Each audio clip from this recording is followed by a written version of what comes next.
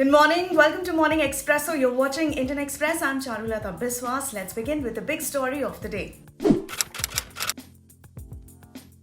2 years into the military standoff along the line of actual control in Ladakh, Beijing has reached out to New Delhi to revive bilateral dialogue, starting with possible high-level visits from both the sides.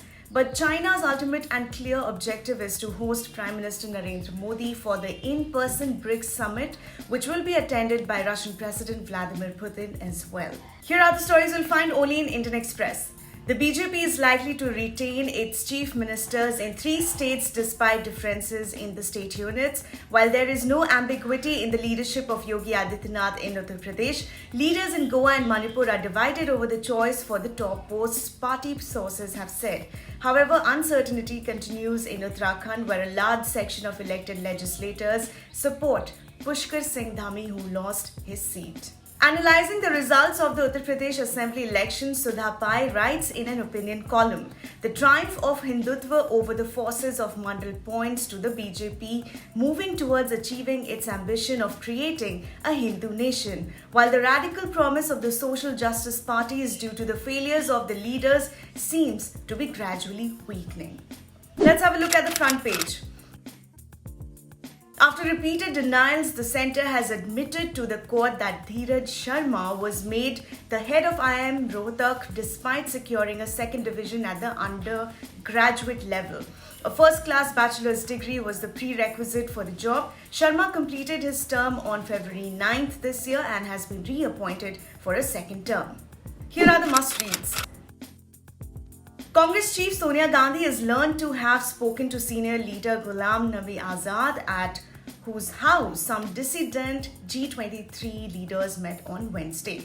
While sources said a meeting between Sonia and some of the leaders was on the cards, the G23 leaders said the only way forward for the party was to adopt a model of collective and inclusive leadership and decision-making at all levels. Erstwhile Hindutva firebrand Uma Bharti seems to be eyeing a comeback in Madhya Pradesh politics. She hit the headlines last Sunday when she hurled a stone at a Bhopal liquor shop in a bid to ratchet up a demand for a ban on the sale of alcohol in the state.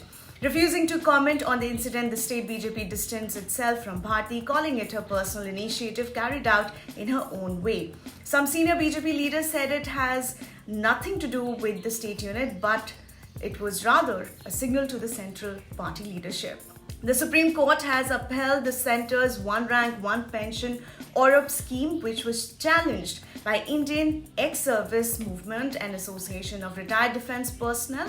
OROP means that any 2 military personnel retiring at the same rank with the same years of service must get an equal pension. While this might appear almost obvious, there are several reasons why 2 military personnel who may have retired at the same rank with the same years of service may get different pensions. We explain the scheme and why it was challenged.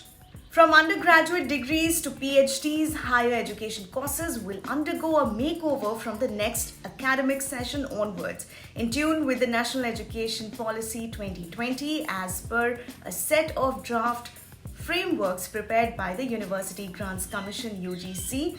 UG students will study a set of common and introductory courses in natural sciences, humanities and social sciences during the first 3 semesters, regardless of what they choose to specialize in.